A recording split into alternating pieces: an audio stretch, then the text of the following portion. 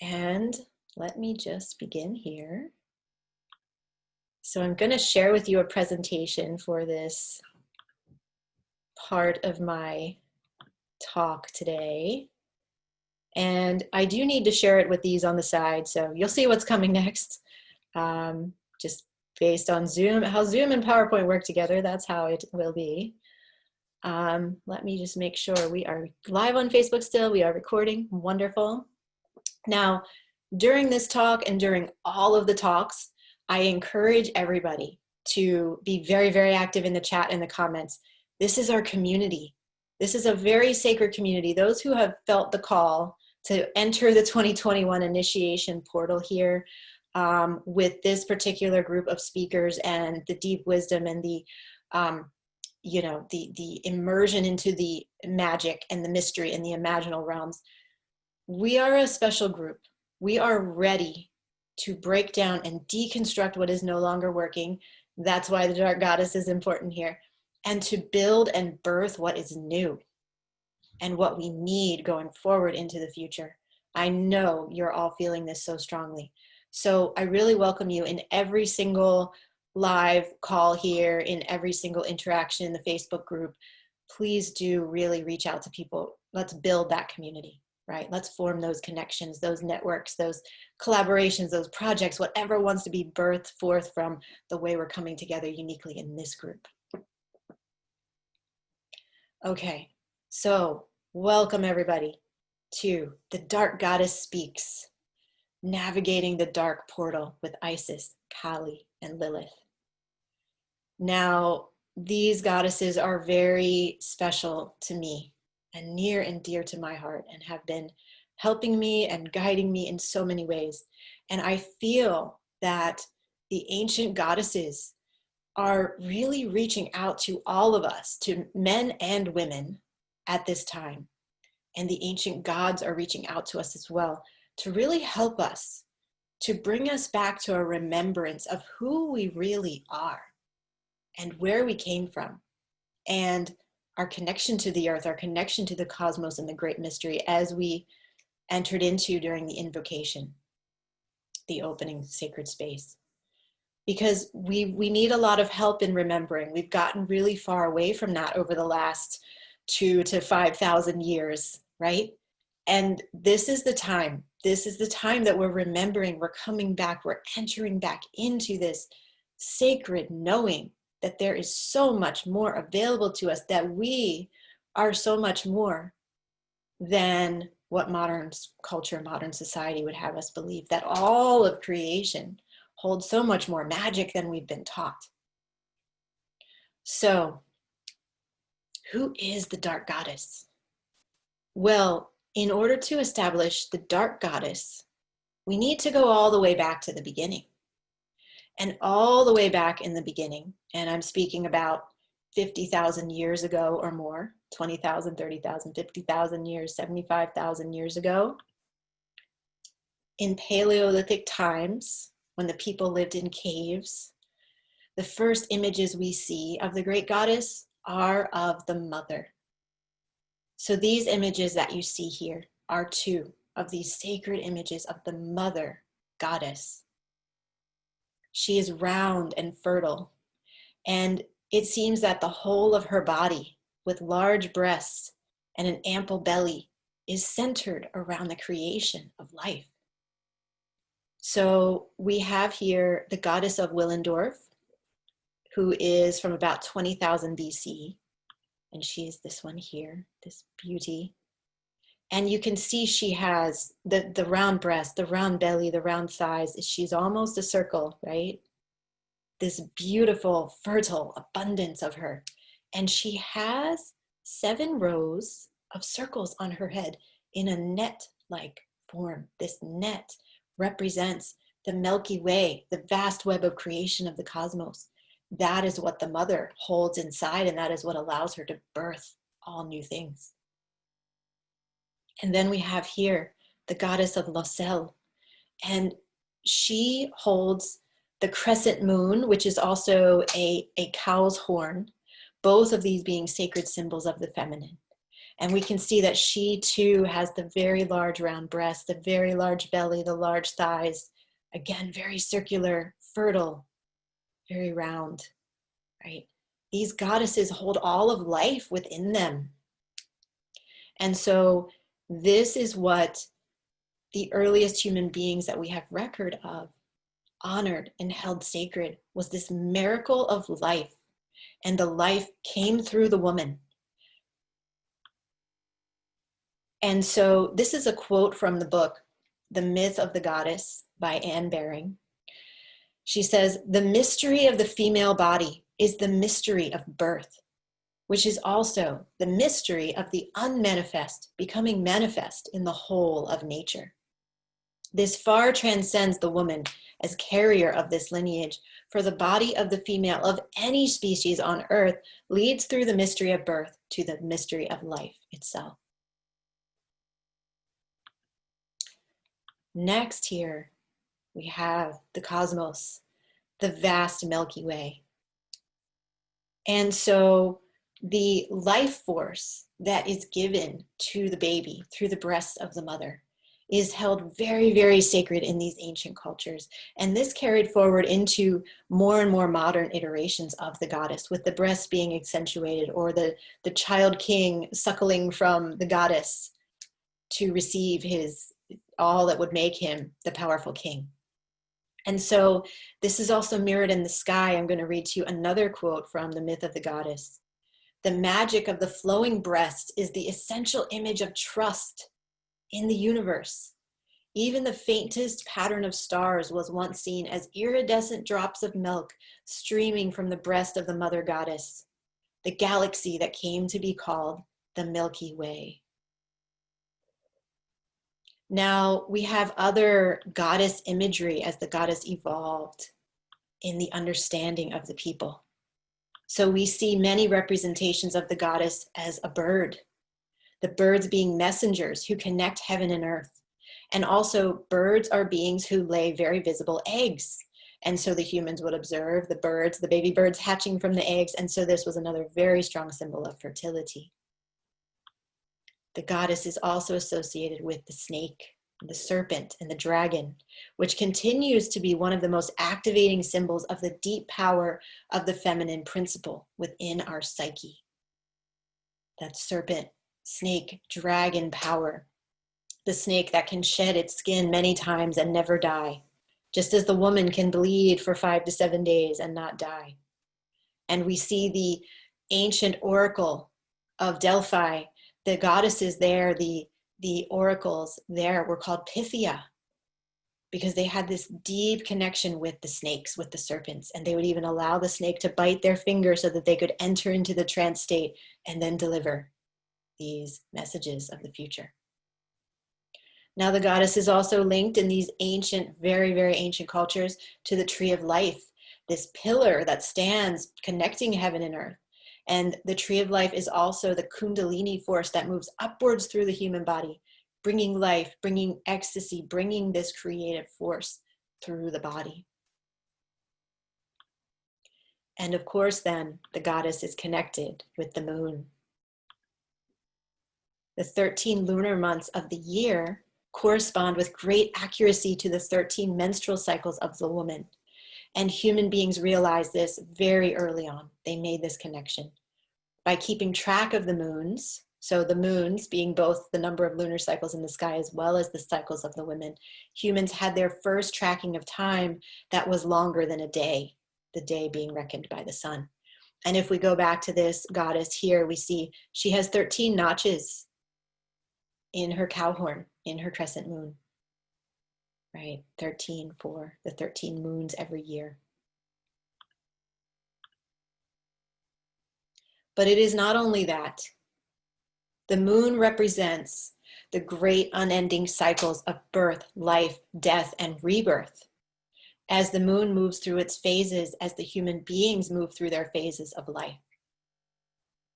When the moon disappears for 3 days each month at the black moon or the new moon, when we cannot see the moon in the sky, even on the clearest night, just imagine how dark it must have felt, how dark the night sky must have been in those ancient times during those 3 days of the dark moon.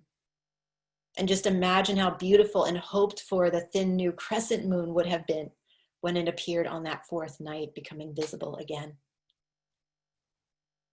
And so we see that the mother goddess is not only centered on the miracles of birth and life, she is also the bringer of the miracle of death. And this is a mystery. This is one of the greatest mysteries. Birth and death are the greatest mysteries of all, right? And death, as the mother goddess knows, always leads to rebirth. And so even going back 50,000 years or more, the Paleolithic tribes saw this pattern in the moon that mirrored the pattern in the human beings of growing and then decaying and dying and then being born again. And this gave them a deep trust in the cyclical aspect of life. And so when they died, they would place their dead in the earth, as we do today, of course, allowing the mother to take back her child into her dark womb and allowing then that child to be reborn. So the mother goddess necessarily has a dual nature, that of mother and that of destroyer. Both are needed. We cannot have death without life, and we cannot have life without death.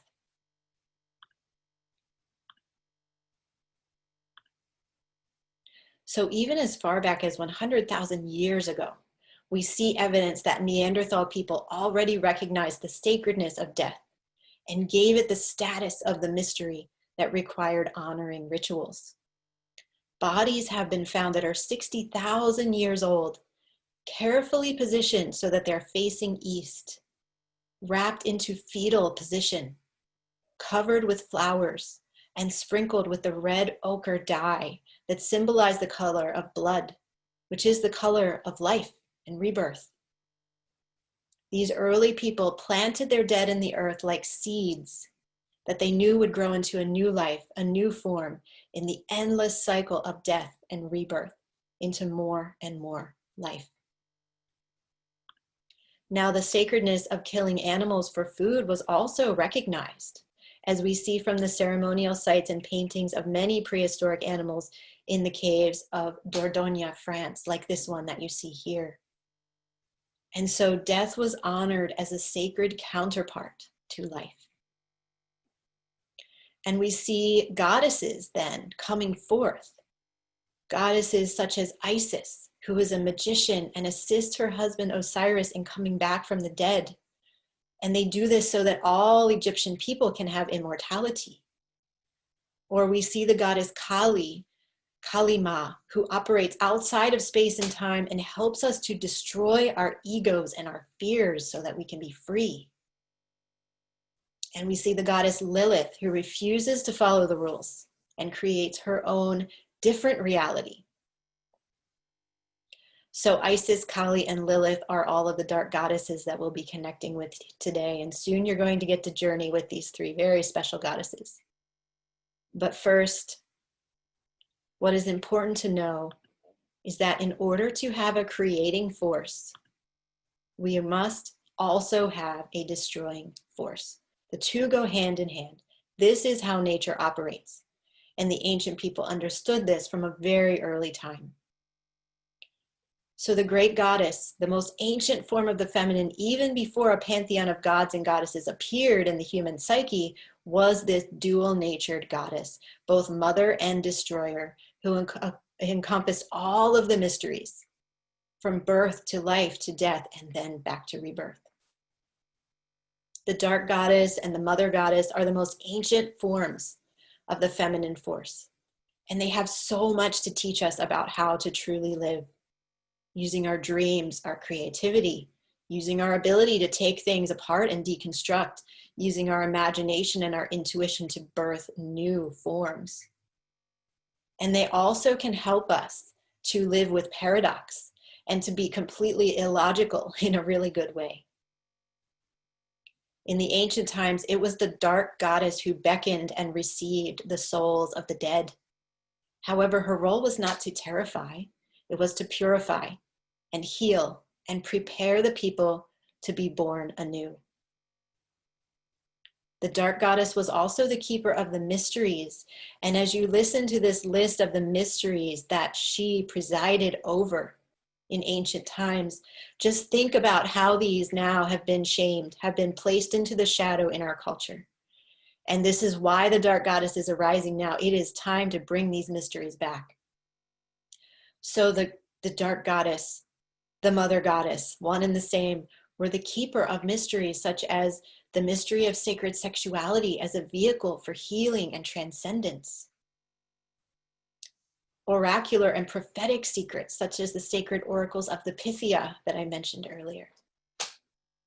Sacred medicines and ecstatic states of being, entheogenic, psychotropic states of being to allow us to see the deeper levels of reality. The blood mysteries, the secrets of pregnancy and birth, and the intimate, critical connection that the blood has with entering into a visionary state, connecting with the earth, seeing the larger plan for the community and bringing that back. That was part of the role of the women during their moon time in ancient cultures. And also initiations and traveling to the underworld and the unseen realms to bring back the wisdom or to go through the initiatory process that allows us to understand things at a deeper level. The dark goddess and the mother goddess presided over all of these mysteries. So the message and teaching that this dual mother and destroyer continually offers us is we can learn much about life by understanding death. But when Christianity and the solar cultures took over, the knowledge of the cyclical nature of life was lost.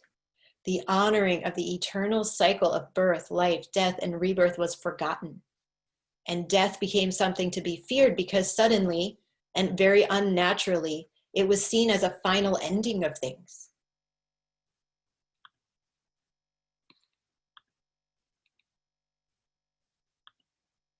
And so the dark goddess came to be seen only as a destroyer, and her rebirthing qualities were swept away into the shadows.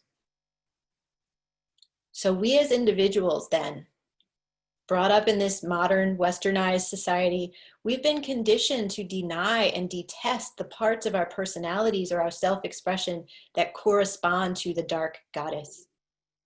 The parts of our psyche that we push down, deny, repress, or that we're afraid of may not be fully accessible to the conscious mind, but they have a powerful effect on how we perceive and interact with the world. And this shapes the actions and circumstances of our lives. So when we're cut off from the part of ourselves that is the destroyer goddess, or that is the one that holds the deep dark mysteries, the blood mysteries, the sacred sexual mysteries, we are cut off from a very key and important part of who we are at the very core of our being. And so the dark goddess was demoted, pushed into the corners, into shame and guilt many thousands of years ago, but she is arising once today. She's returning now stronger than ever. Can you feel her within you?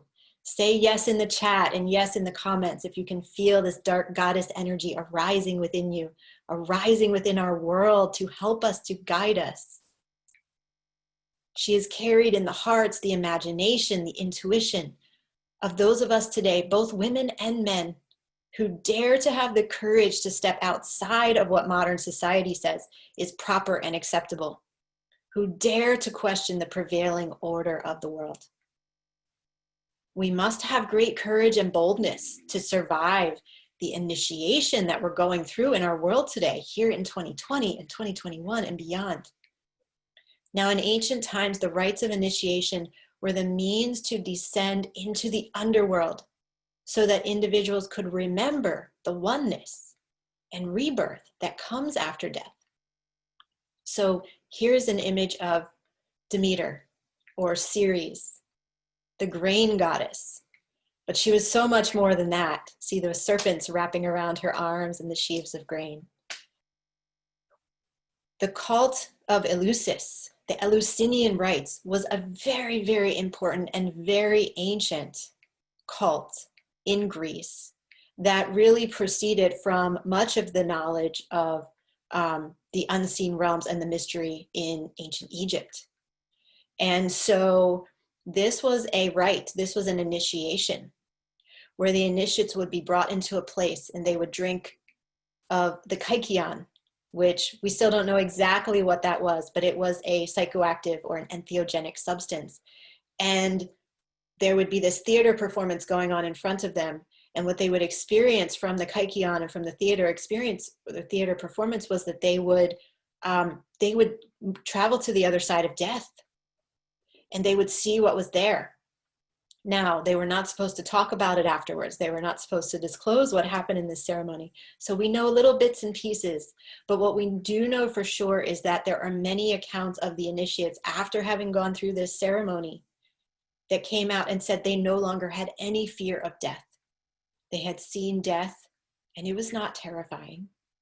And so what we can imagine is that what they experienced was the oneness with all creation. What they experienced was that original state of oneness that we come from before we're born and that we return to after we die. And they realized there is nothing to be afraid of. This is a very important message from the Dark Goddess. That death is not an ending. It is actually a rebirth. It is a new beginning. We never truly die. It is not final. We simply take on another form. And so when people said yes to this rite of initiation, for example, in the Eleusinian mystery school, they received an entirely new vision and perception of the world, a glimpse behind the veil, truly a gift from the Dark Goddess. Now, we are all here in the world today, taking part in a massive global initiation. And it is very scary, right? It is not easy. There is a lot of discomfort. There are not only the external things that are going on in the world that are causing paradox and discomfort and all sorts of complications, right? And fear, but every one of us who's paying attention, at least, is going through a major personal initiation of some sort. It's as if the universe is conspiring now that whatever each of us most needed to learn, whatever lessons we didn't pay attention to in the past, right? Whatever it is that we most need to break through into entirely new understandings and perspectives of what is possible, that is being given to us right now. Now, for some of us, it may be very full of light and expansive and magical. For many of us, it is extremely difficult and catalyzing and initiatory. Every single one of us is being catalyzed right now. We are receiving these major upgrades and downloads from the higher intelligence of the cosmos.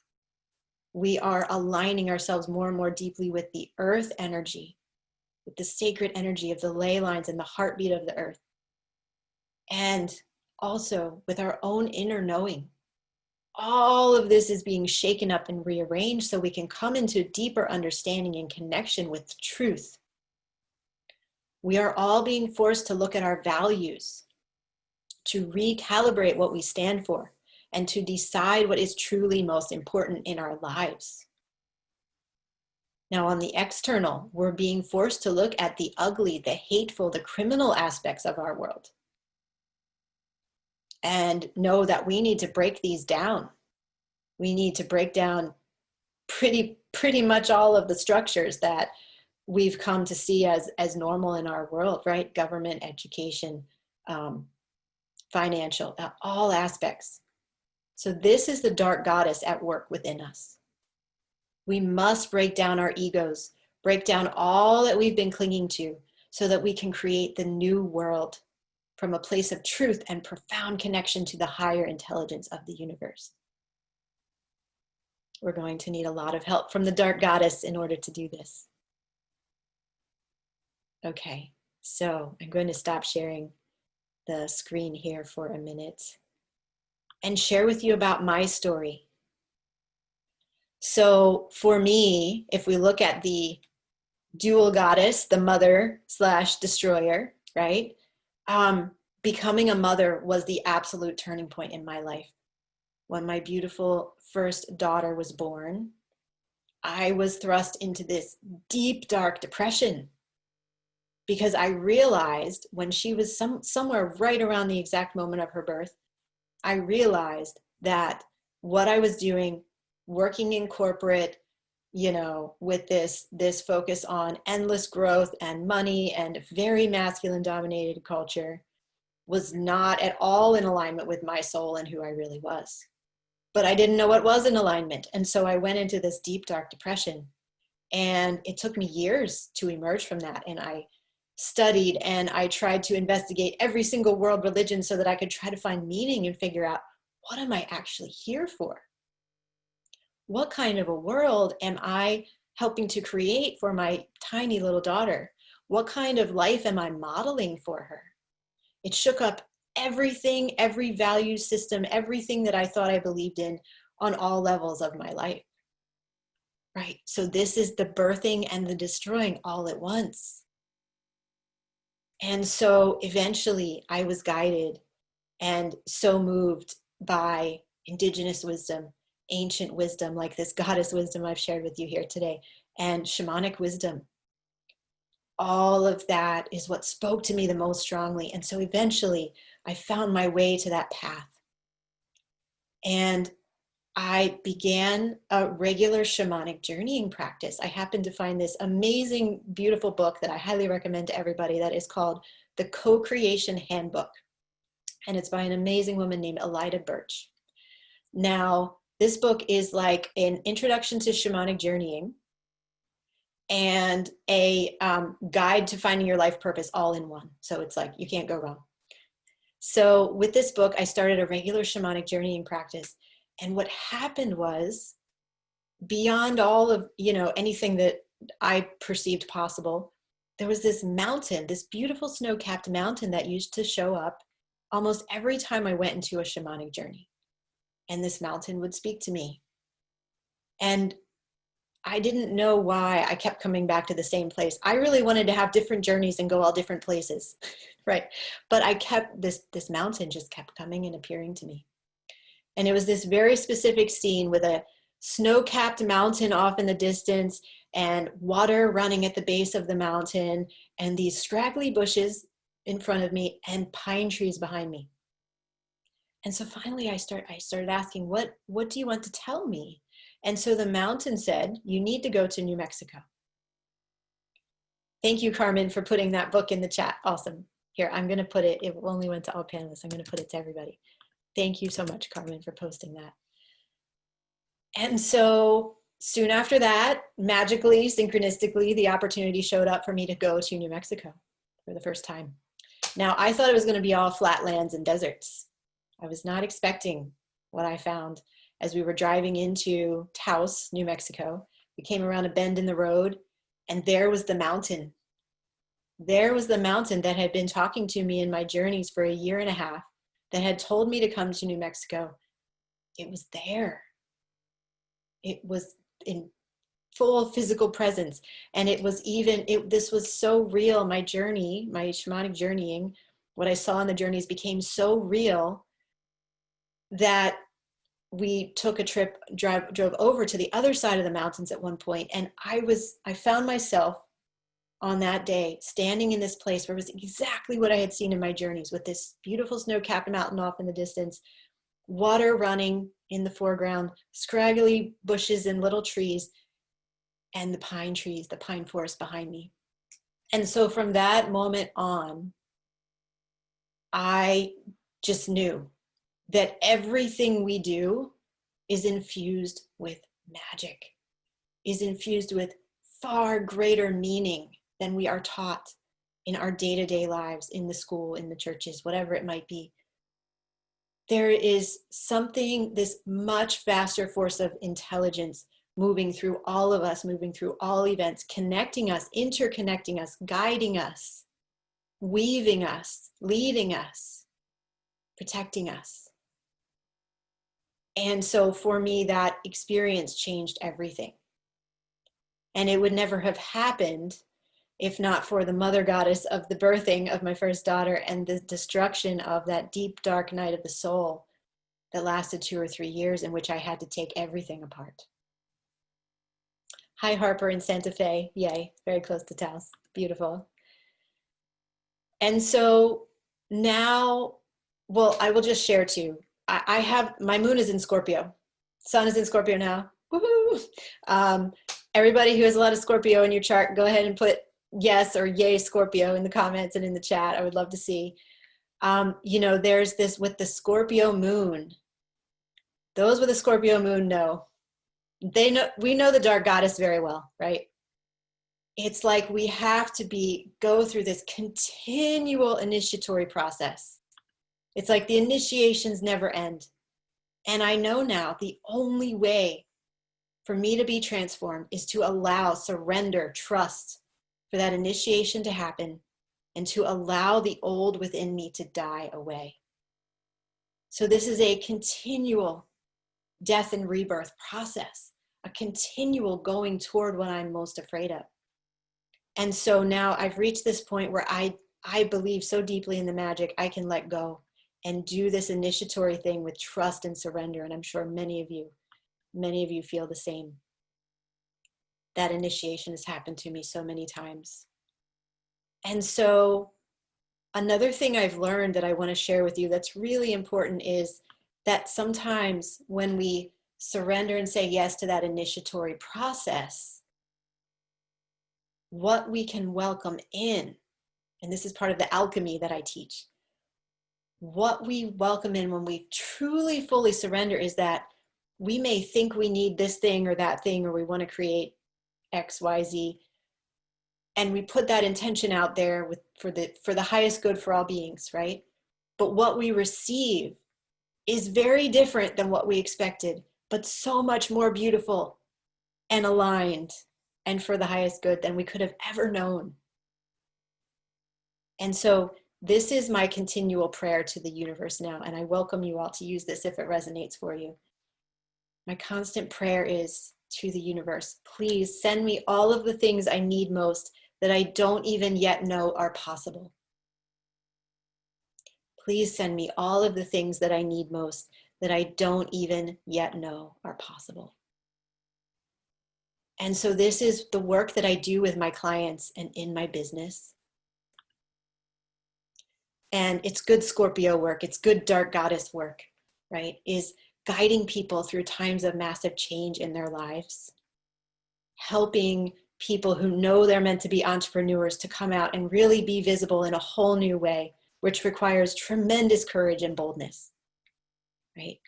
Or helping people to break down the old structures no longer working for them in their lives and step forward with courage into an entirely new version of themselves. Guiding people to overcome fear so they can live the fullest life.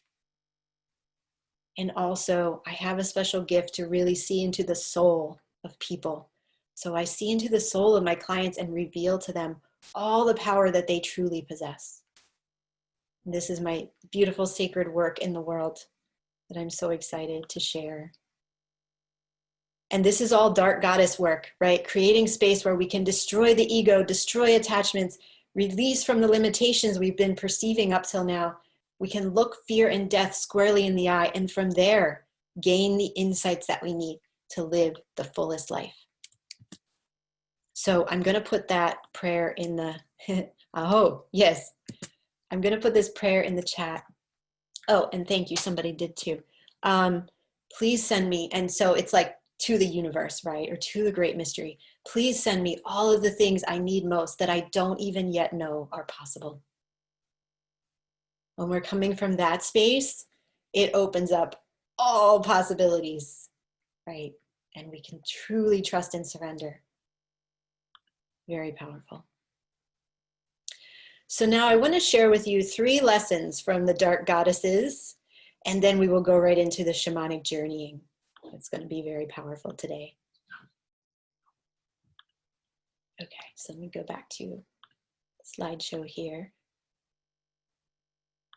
Now, when we're speaking about the dark goddess, and as we connect more closely with her today, we really need to address the fear of the dark.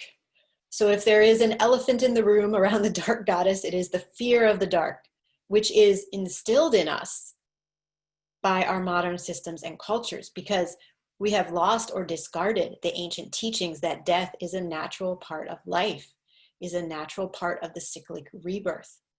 So we've been conditioned to fear and resist the great dark unknown.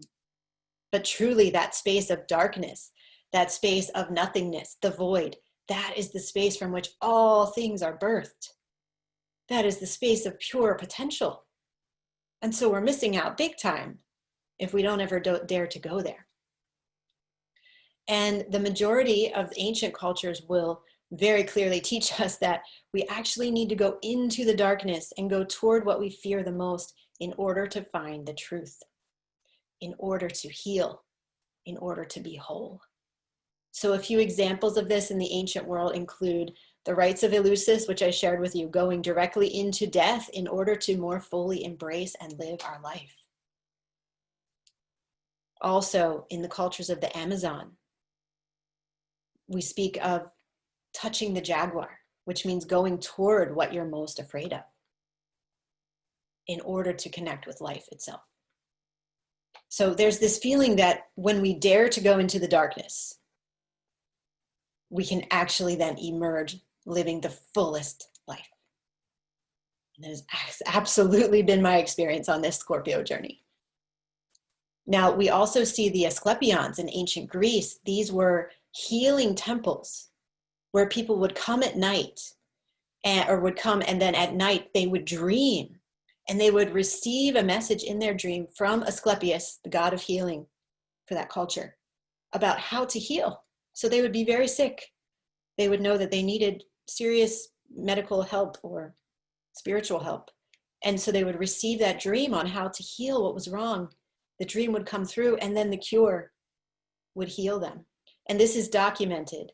It's written in stone in ancient Greece. Many long lists of people who were healed through receiving these dreams at night. Right, so it comes through at night. It comes through in the darkness. So in the same way, we need to recognize that this difficult time, initiatory time, this dark and scary time of what's happening on our planet now is actually help. It's actually help from the universe. It's actually the universe bringing us something that's very different than what we were expecting, but it is actually meant to be for our highest good. And so we can try to avoid the discomfort, which I know many people around the world are trying to do, just like try to get back to our normal lives, right? Try to wait for this to be over. We can do our best to stay on the surface of it, or we can dive in deeply, right? And for many of us, we're being called right now to do the things we've spent our whole lives avoiding, or maybe we've been afraid of for a long time, or maybe we've been saying, oh, I'll do that someday. So what is that for you? What is it that is coming up now at this powerful catalyzing time on our planet that you know you're being called to shift your values around, or do something that's really scary for you, or heal in an entirely new way? Go ahead and write that in the chat, in the comments. I would love to see. What is coming up for you most strongly at this initiatory time that you feel you just can't live in this way anymore? It must change. And so sometimes we know, I think many of us right now know that something big needs to change, but we don't know exactly how to do that yet, right? And so we're living at this momentous time when it's especially important for us to stay in the discomfort. And I want to just go and read a few of these. Freya says, accepting my body and loving her for all she is, taking care of her, letting go of negative emotions around my body. Yes, aho. Joanna says, for me, it is doing much less or even doing nothing. Yes, yes, much more being, right? Much less doing. Louisa says, service to Mother Earth. Caroline says, operating in the polar system of the Nordic law. Wow, very powerful. Kate says, surrendering to the great mystery's timing, not mine. Surrendering to the void. Money is flowing to me, but it makes me feel more stressed. Ah, yes, this is the paradox. Don't worry, we're going to talk about paradox soon. And being called to heal a temple, become vegan, return to simplicity. Beautiful. Yes, yes, yes to all of these.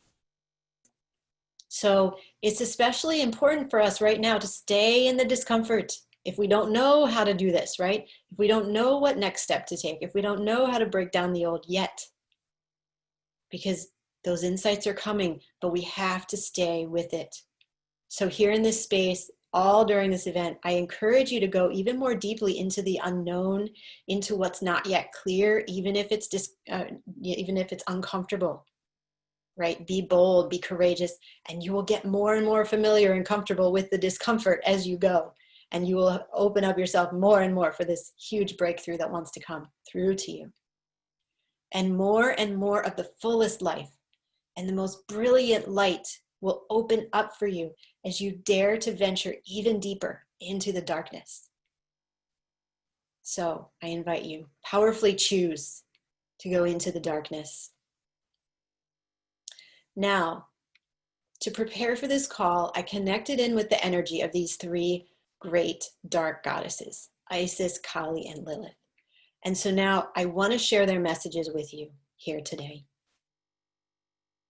So let me share this image of beautiful Isis. Now I'm going to tell you a little bit about each goddess, and then I will deliver to you her message that she transmitted to you through me. So Isis is the great goddess of Egypt, the mother goddess, the magician and keeper of the mysteries of immortality. Isis may be the most venerated goddess on earth. And I saw, as a side note, I saw many of you put Isis in the chat as the goddess that you feel is here with you today. And I feel that Isis is coming forward in this huge major way and speaking to so many of us right now to help us remember the magic, to help us remember the immortality, right? She is such a beautiful example of the fully the mother goddess and fully the dark goddess, right? Along with her husband, Osiris, the ruler of the underworld. She is so brilliantly both of these, this dual nature. And so we really need her right now. So she was celebrated in Egypt for thousands of years, probably for much longer than we know as a historical fact, right? Much, much longer. And her worship eventually spread from East Africa throughout Western Asia, as well as through most of Europe. Now, Isis is so multifaceted that the Greeks identified her with Aphrodite, Artemis, Demeter, and Persephone. She holds the qualities of so many goddesses. She is the greatest sorceress on earth. She worked in conjunction with Thoth to perform alchemy and magic, and she is in possession of the ineffable name, the most powerful word in creation. And she is the one of 1,000 names. She is also the poverty-stricken single mother in hiding. This is part of her story. She was forced at one point to beg to feed herself and her son. And so she is the most compassionate of deities because she has lived this life of an oppressed woman, but then she is also the most powerful because she's mistress of magic. She knows all and can do all. She can resurrect the dead. She can bestow the gift of fertility. She heals the ailing and protects travelers at sea. There is no miracle that Isis cannot perform. Now, I want to share with you briefly here the story of Isis and Osiris, because this story is at the heart of the magic that she brings as both mother and dark goddess. So Osiris was, so Isis and Osiris have an evil brother, Set. And so Set took Osiris's body and he killed Osiris, and he strew Osiris's body parts were strewn across the land. And so Isis had to wander and travel, weeping, grieving for her lost husband, and gather up all the parts of his body and bring them back and have them put together. And so she did. She gathered all the parts, but the only part that she could not find was his phallus. She could not find that part. And so she had to fashion it out of clay. And then, once he was all put back together, she flew above him as the kite, a bird, right? The goddess and the bird. She flew above him as the kite and allowed him, with this clay phallus that she had fashioned, to impregnate her with their son Horus, right? And so this is the gift of fertility that she brings. She can even bring fertility back from the dead. Now, Osiris then went on to become the god of the underworld because she had revived him. She had made him immortal. And in doing so, then Isis and Osiris gave the gift of immortality to all Egyptian peoples. That was their legacy that they left. And Isis went on to birth this son, Horus, who became very important in the Egyptian culture as well. So she truly is full of magic and understands the magic and has compassion for humans as well on so many levels. Now, Sirius is the star of the goddess Isis. So right now, if you go outside early in the morning, probably from maybe 3 or 4 a.m. on, you will see the star Sirius. You will see Orion in the sky, and you will see the star Sirius. The 3 stars in the belt of Orion, where they point downward, they're pointing to Sirius. That is Isis. Sirius, Sothis, Isis. Also in the morning sky right now, you can see Venus. So those are 2 goddesses there shining very brightly in the early morning sky. Now, Isis tells us, embrace death. Death is simply a transformation of the being to a new identity. Now, this is our immortality that we possess innately, because we each have a soul within us that can never be harmed, that can never be broken, that goes on living, but that is meant to experience many, many, many different forms of life. And so we need to know very deeply, this is Isis's message, death is not an ending. Death is a transformation to a new identity. So we may be a human in this lifetime. We may be a bird in the next lifetime. We may be a star in the next lifetime. And then maybe a human again, right? Who knows?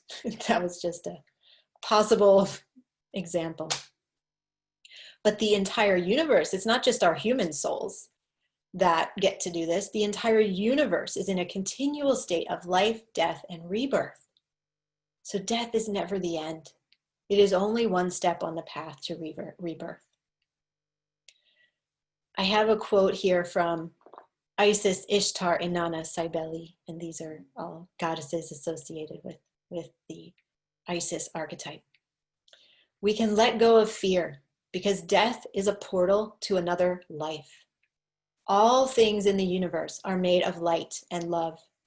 When this human body dies, we come back in another form, and we are always connected to the light, to higher consciousness and source. So we are never alone, and we never actually die. We only change form. Now, let us connect next with Kali, Kali Ma. So Kali, again, is this perfect archetype of both the mother and the destroyer. So she stands outside of the constraints of space and time. And through destroying what we cling to, this is why she's a little scary, because she will come in and destroy everything that you have ever held on to, right? But through destroying what we cling to, she helps us to remove the illusion of our ego and move into truth and oneness and be free. So one of Kali's names is Force of Time. She exists outside of the constraints of space-time, and she has no permanent qualities. Limitations of the physical world, such as color, light, darkness, good, bad, do not apply to Kali. She is a symbol of Mother Nature herself, primordial, creative, nurturing, and devouring in turn.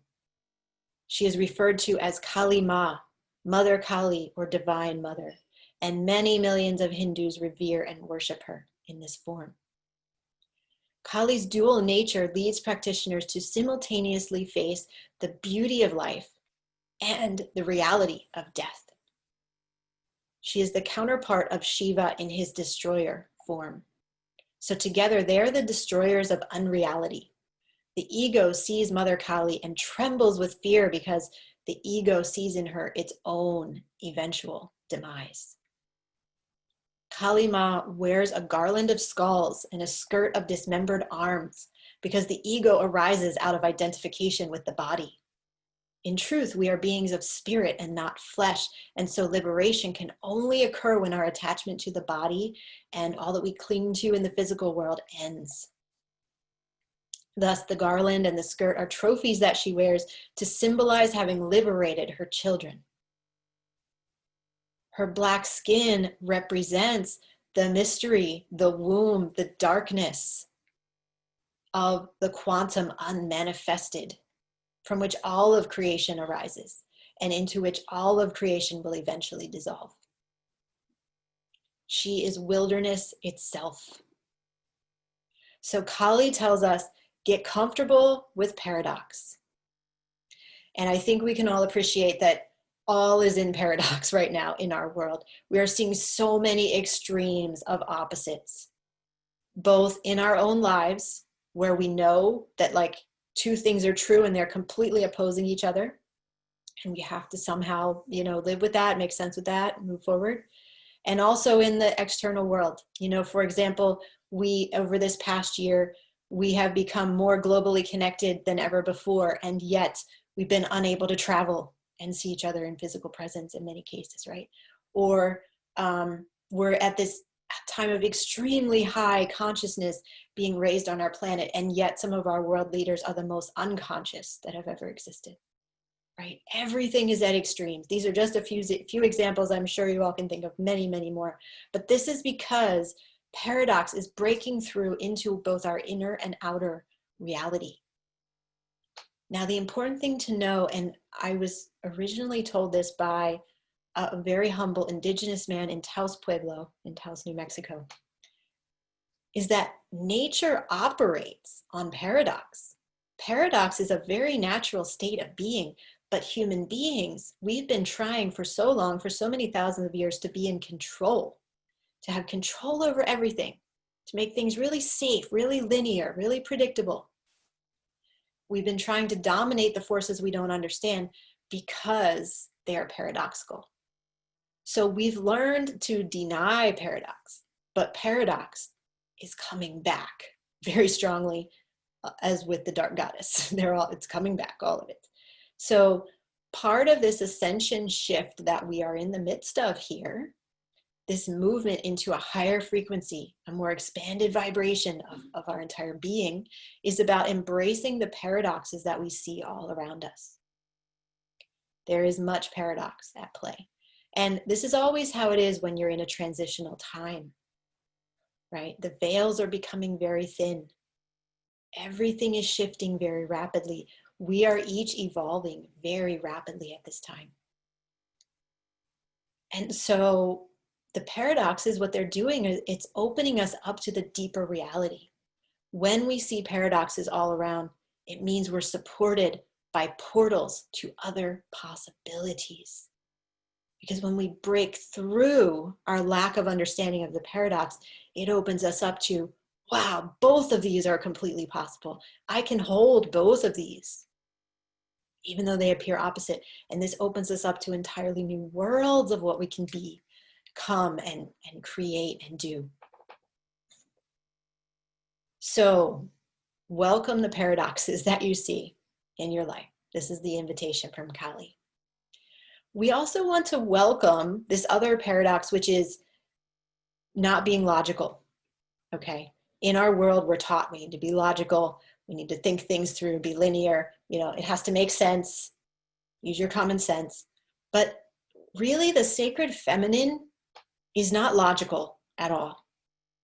The sacred feminine is completely in the mystery, completely in the felt sense of the body, right? Completely in the felt sense of the emotions, completely in the visionary space, the imaginal realm. This is the sacred feminine. This is how she brings the vision through from the other worlds. Now, the sacred masculine in its purest form is naturally centered in a very beautiful way around logic and action taking and building things.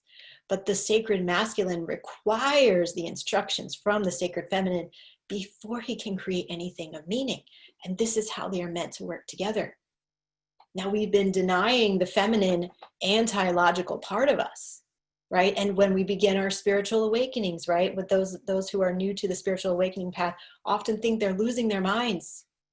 And they are. And that's really good, because that is reconnecting with the imaginal realms, the unseen realms, the visionary state, the sacred feminine.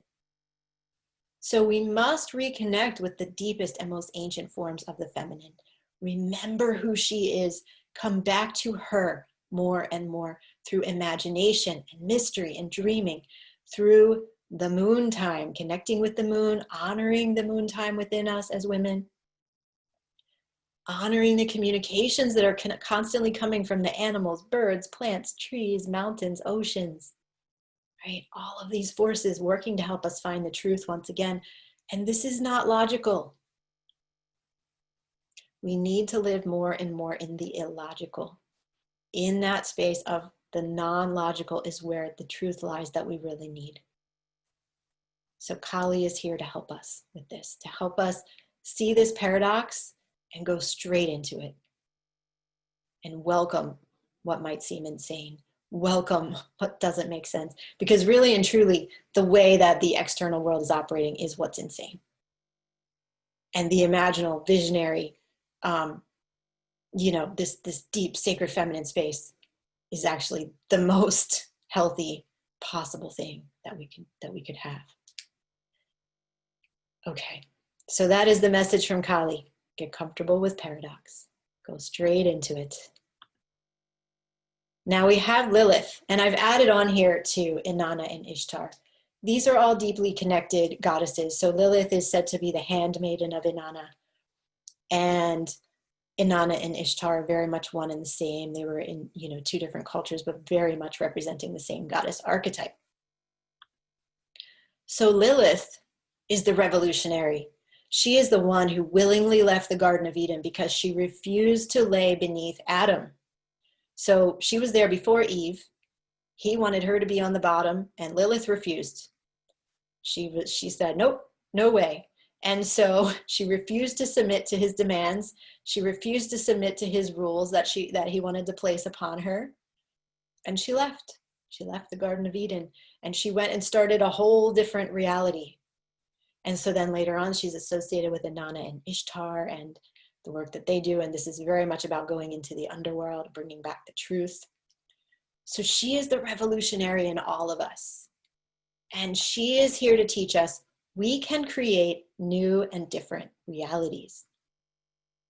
Now, the void, the darkness, the mystery, the black hole, right? The womb of the woman, or all female creatures. This is the space where all possibilities exist. They just haven't been birthed yet. They haven't been expressed yet. Think of the snow-covered earth in late winter, where it seems completely dead, right? But just weeks later, the crocuses and the tulips and all the beautiful first spring flowers will start to come forth. They're just waiting there below the surface, just waiting to unfurl. It's just that we can't see them quite yet. So from this space of the darkness, the void, the mystery, we can experiment with what is possible to create. It is, in fact, necessary to experiment in order for the evolution of the being to occur. So there is something very important here, again, very deeply connected with the sacred feminine, about being in silence and listening. There's something really important about allowing the mystery, the initiations, the deaths of what we no longer need to move through us and to be open to the new possibilities that are trying to be birthed. If we would just stop and listen more closely, more deeply. So the silence, the mystery, this is the catalyst and the container for everything to happen, truly for the new world that we want to build here. And we know from experience, right, that always when it feels like a death, it is something trying to transform and be birthed through you.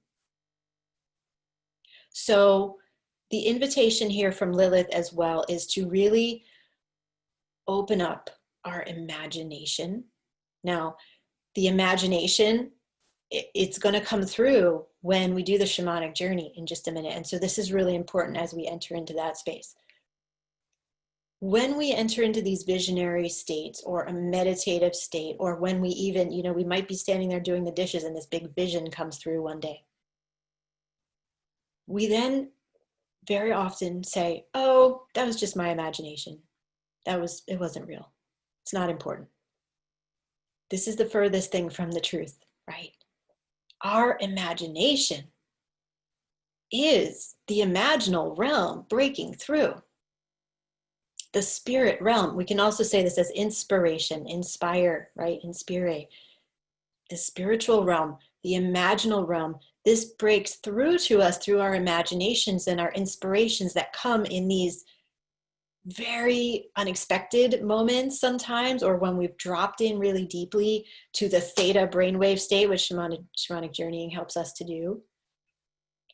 So we need to allow and welcome and then trust our imagination when it comes through, because this is here. This is a part of us that is outside of the logical, linear thinking mind.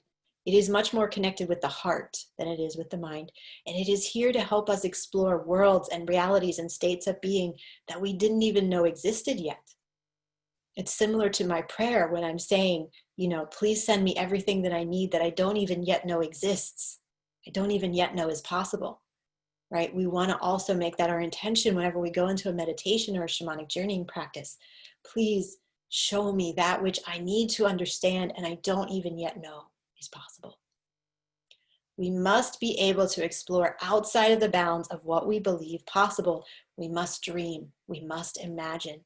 This is the only way that we can improve our lives, that we can improve our situation here on the earth, that we can strengthen our ascension process, is to use our imagination and our dreaming to enter into this higher expanded state so that a new way, a new life, a new scenario comes into our awareness. And then once we're aware of it, we can create it. We can make it possible. Okay, so we're going to go into the shamanic journey in just a minute here. I just want to share with you, related to this event, this festival that's happening this week, I just wanted to share with you where the inspiration for this came from. So as you know, Verdeluz and I have been creating this for many, many, many, many months. And where this originated was actually way back in December 2019. So before the coronavirus, before all the massive changes rolled through in 2020, it was around the time of December 26th, there was an eclipse. Okay, and it was a really powerful eclipse. I was receiving all of these downloads and transmissions at that time from my guides, from the goddess. And my guides told me to create a mystery school global gathering that would need to occur during the last week in October in 2020. Here we are. And this needed to be a space where the dark goddess could come forth and guide and support people through the dark portal. And so that's what this event is, the 2021 Initiation Portal.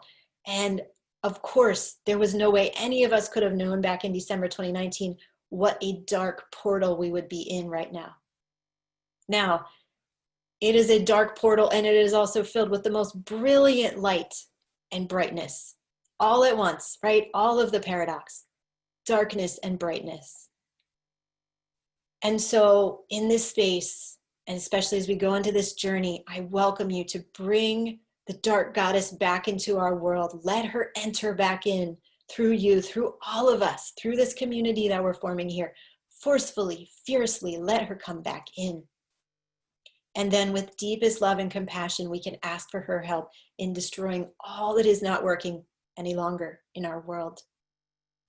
With courage, we can thank her for the initiation she has given us this year, and we can ask her what more we are meant to learn from these experiences.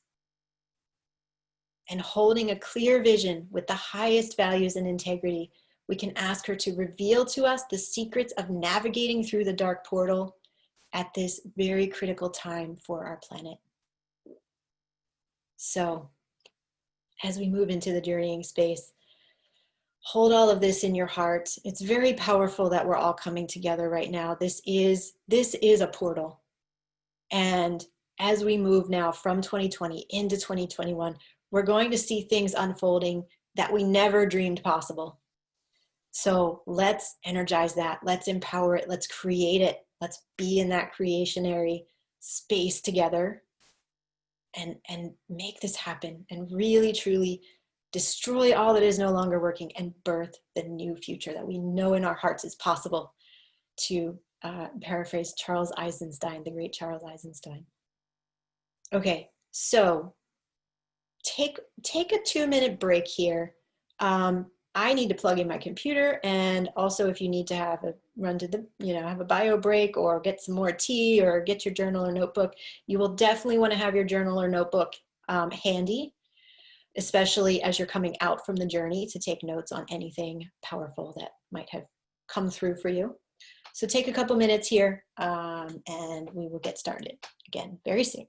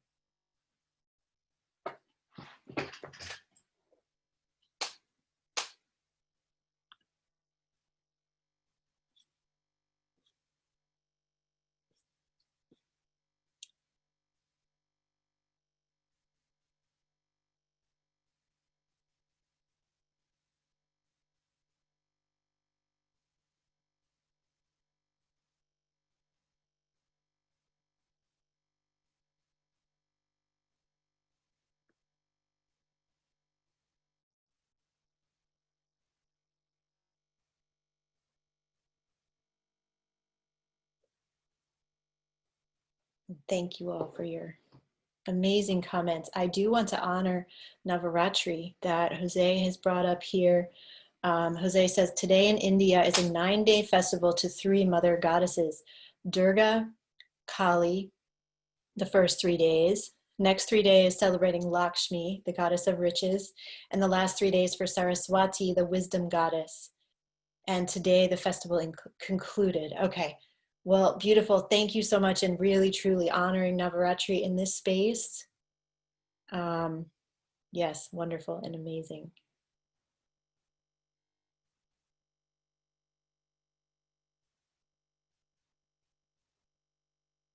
Beautiful, beautiful. Yes, so many amazing comments. We will make the chat available to everybody later too, in case you want to see that. Okay. So let's move into the shamanic journeying space, and I'm going to just try one thing here.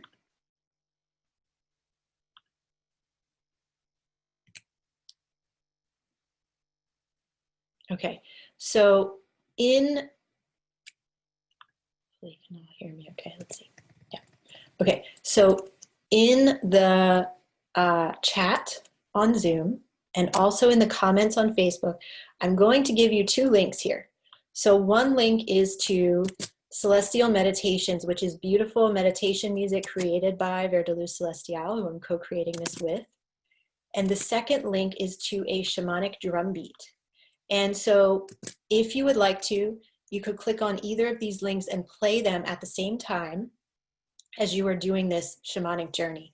I find that these for me are the most powerful for journeying. Either the music from Celestial is incredible for journeying. It really can help you get into that deep, deep space, that theta brainwave state. The drumming, the link I put here for drumming, is also very, very powerful at doing that.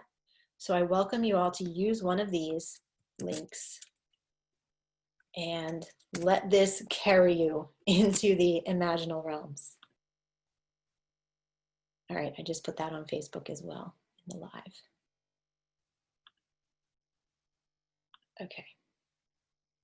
Now, I want you to be in whatever position is most comfortable for you. So if you like to sit upright, have your legs crossed, or be in a chair with your feet flat on the floor, that's wonderful. If you like to lay down, I always like to lay down when I'm journeying. I feel like I can just let go, release, and just fly much more easily that way. Or even if you want to be moving around and make this a movement practice, if you feel your body really needs that movement today, go ahead and do that, right? Do what feels right for you for this journey. Now I'm going to share with you a beautiful image of the cosmos. If I can find it.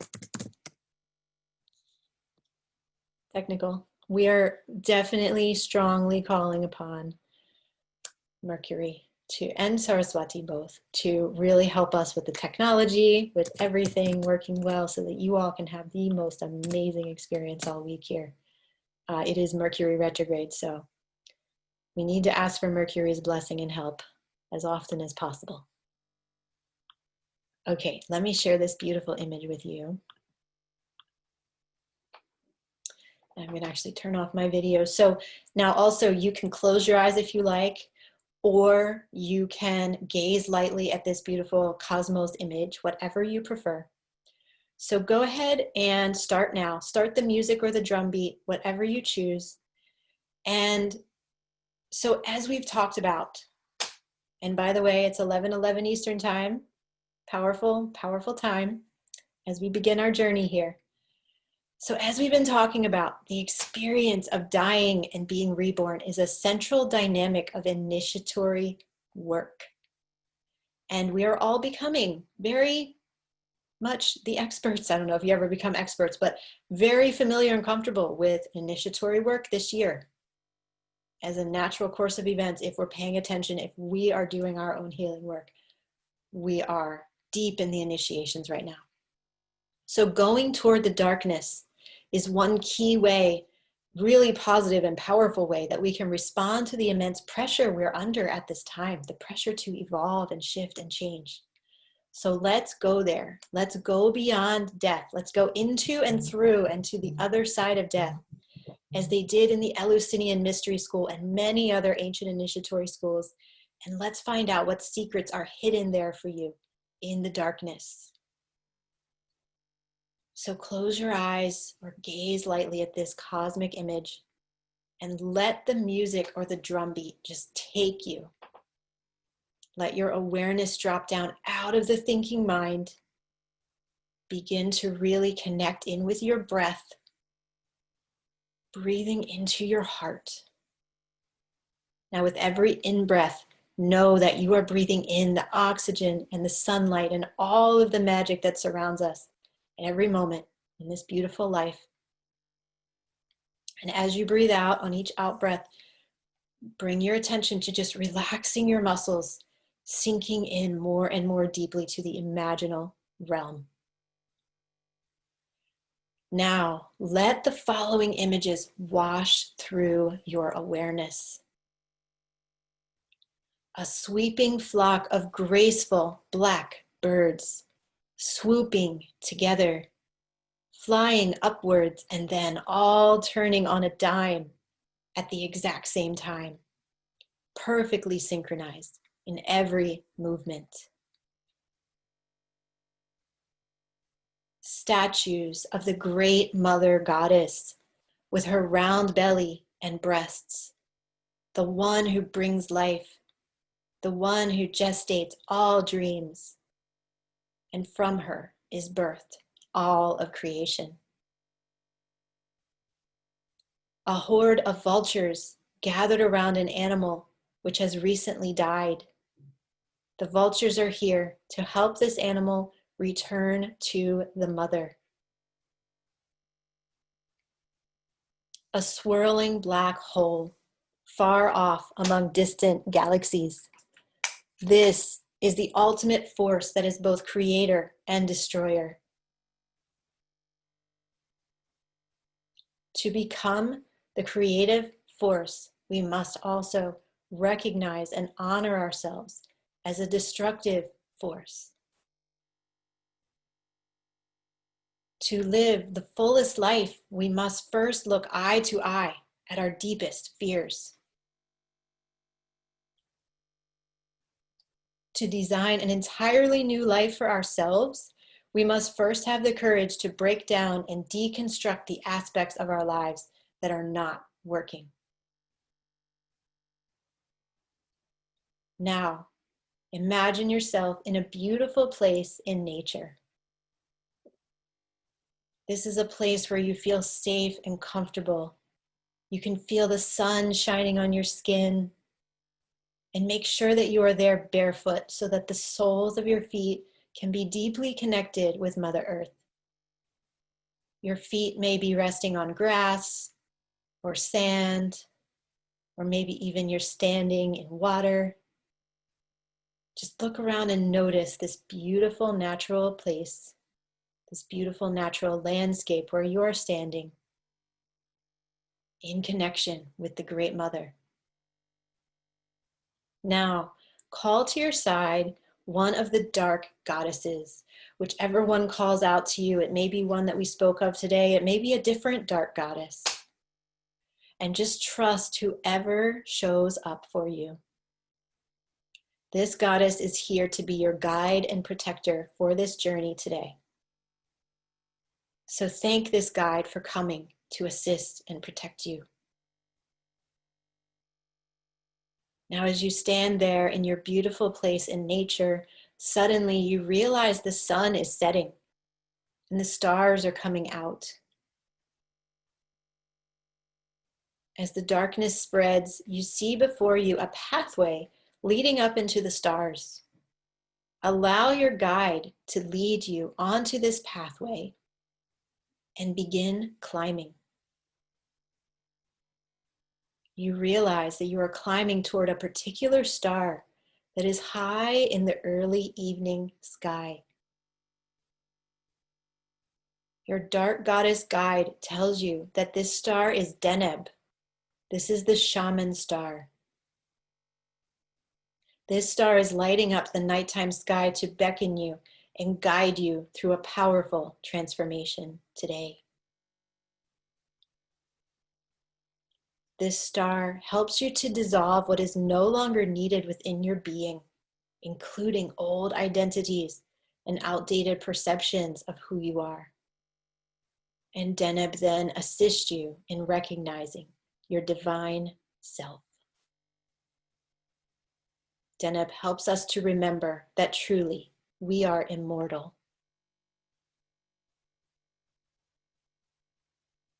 Now, allow your guide to take you straight, directly into the star Deneb. And as you enter into Deneb, you realize that you are moving into and through death. Feel the darkness all around you.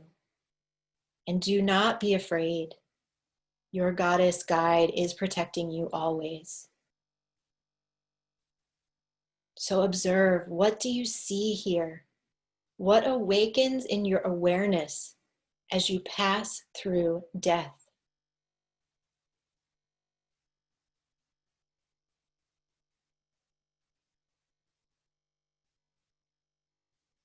Now allow yourself to emerge on the other side of death.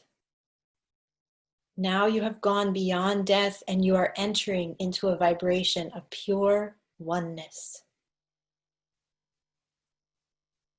You have passed through the portal that takes us from the human 3D realm into the all.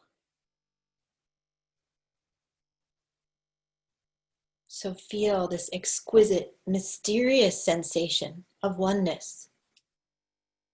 This is how you felt as a soul before you were born into this human life. What does it feel like for you? Really stay here for a moment. Take in the images or knowing or messages, whatever might come through to you, and really trust whatever you experience here in this place of oneness.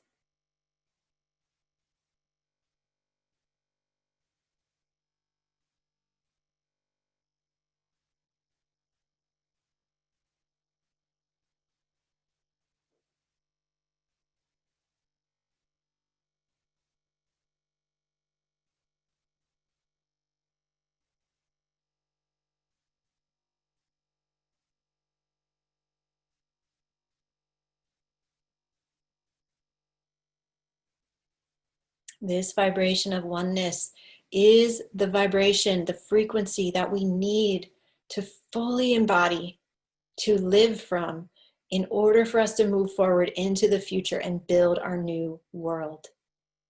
This vibration is already within each of us. It is not limited by any human constraints. This is the truth that we came from. And we can bring this more and more into our physical, worldly existence. Now allow your guide to carry you back in time. You're going to have a chance now to explore a past life where a great wounding occurred for you. So allow yourself to be carried out of the star Deneb, out of this vibration of oneness, and see yourself flying up above the surface of the earth. You are flying, seeing the continents and cities pass by below you. Now notice which place on the earth pulls you toward it like a magnet. Follow this pull with your goddess guide staying by your side, and gently lower down toward the region of earth that is calling to you. Land there and know that you have entered into a very important past life in your soul's history. So look around. What is the environment here? What kind of clothing are you wearing in this place? And what is happening here to you, to this previous version of yourself? So stay here and just see what unfolds for a minute or two. Ask your guide to stay by your side as you observe the wounding or the trauma which occurred here. Now don't be afraid. Know that this was a sacred event on your soul's journey. So just notice what happened here.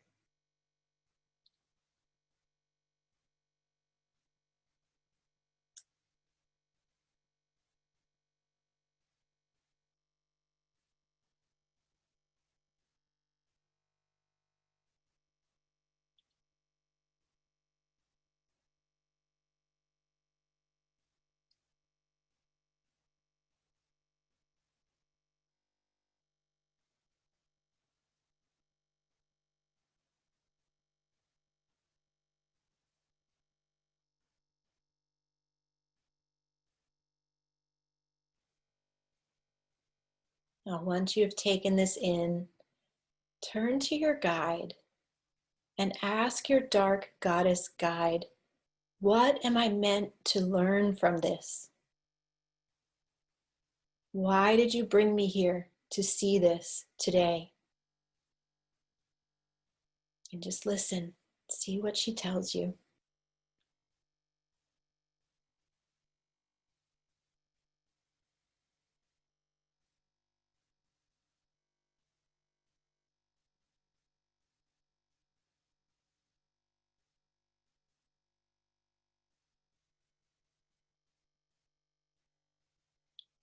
And next, the dark goddess leans toward you. She's going to whisper something in your ear. She's going to whisper to you something of possibilities that you never knew existed. So just listen, see what she wants to share.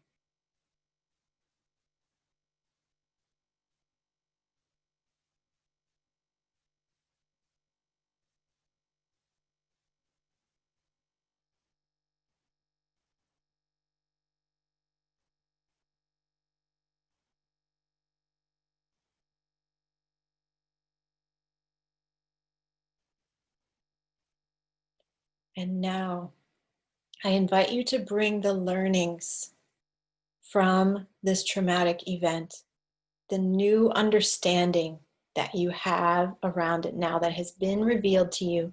Bring this with you and fly back up from the surface of the earth, out into the cosmos, back to Deneb, and back into the oneness. So go ahead, enter back into that exquisite place of oneness and just enjoy being here, being free, being love, being life itself. Just float here in the oneness.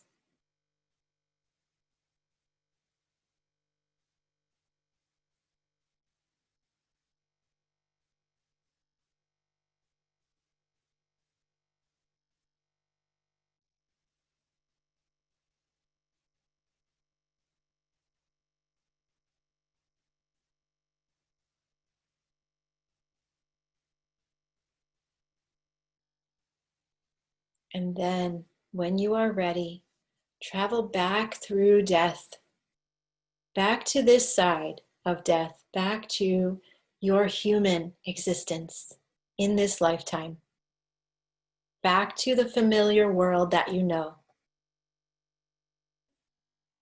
Allow yourself to make that journey through death once again, and then allow your dark goddess guide to bring you back down that cosmic pathway and return to your beautiful place in nature just as the sun is rising on the eastern horizon. Thank your dark goddess guide for being here, for loving you, for protecting you through this journey. And know that you can come back to her, you can work with her and have her as your guide, always, always in the future.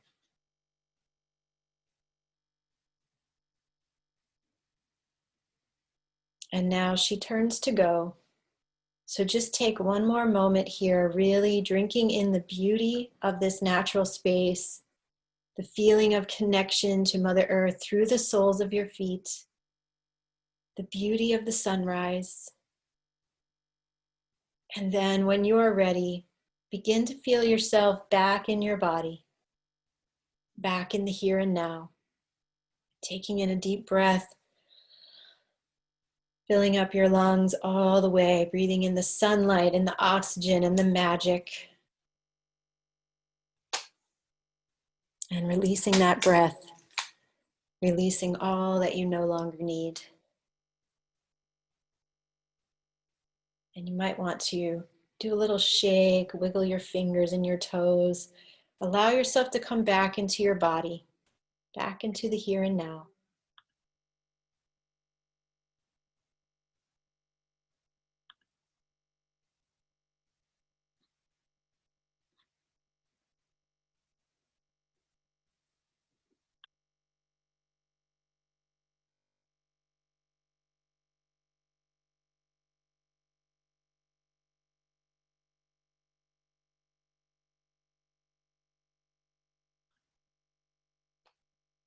And I would love to have one or two people come on and share.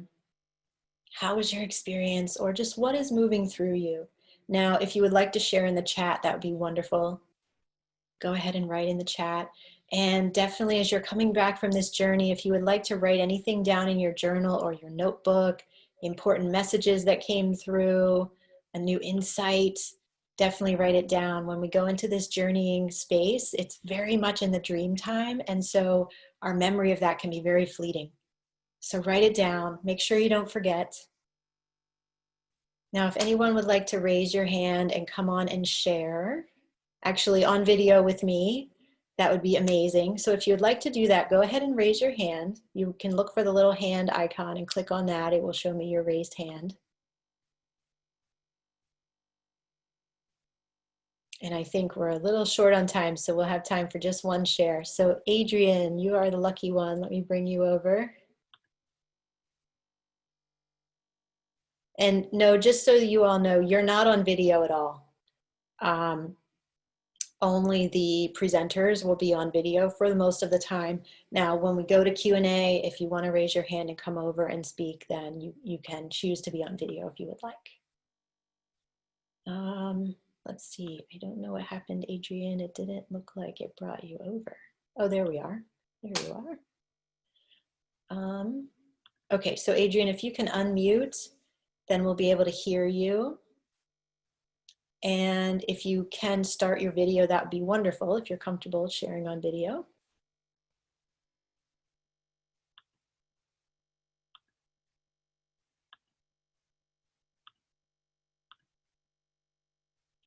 And I still see that you're muted, Adrian. Are you able to unmute? So Lena is sharing in the chat. I felt Goddess Isis presence all over my body. It's peaceful even when we're traveling through the darkness. Tears from both eyes keep flowing. Wow, thank you, Lena, for sharing. Really beautiful. Diana says, a trip to the witch burning times. Okay, Adrian, I think it's working. I'm here. Yes, apologies. My page wasn't responding. So sorry. Hi. I'll jump straight in. Hi. Hello. Welcome. How are you? Yes. Oh wow. Well, I'm here. I'm back. Yeah. So what happened was it was really powerful, and it was Isis to me is Iset. That's just a thing for me. I know her as Iset, but yes, it was she anyway, and she brought me to somewhere in North America, sort of middle of North America, and I landed, and it was a Native American or Indigenous American tribe, and I was being accused by, at least what it seemed what had happened was, I was a medicine woman, and I had given some cure or some medicine to the group, and a lot of people had died, and especially children died. And I was being outcast from the group, and I had done my best. I really was doing my best, and for me, I couldn't understand that I was doing my best and it hadn't worked. It went wrong, and I was accused of being a false kind of medicine woman. So that was it. Yeah, it was really strong. And she leaned in and she told me, forgive these people and forgive yourself and reclaim your power. Wow, yeah. Very powerful. Thank you, Adrian, for sharing that. Thank you. Yes. All right. Thank you for this. It was amazing, Jocelyn. Thank you. I won't keep you now. I know you've a lot to do. Thank you so much. Yeah, well, thank you so much for attending. I hope you'll get to enjoy all of it this week. Yeah, I will do. Blessings and love to you. Okay. Wow. Thank you, Adrian. And thank you all those who are sharing in the chat. Really, really powerful shares. So now I'm going to turn the floor over to my colleague Verdelust here. Oh, and Adrian, there we go. Okay. So welcome, Verdelust. I know you have amazingness to share with us with breathwork and ecstatic dance. So I will turn it over to you. Can you hear me?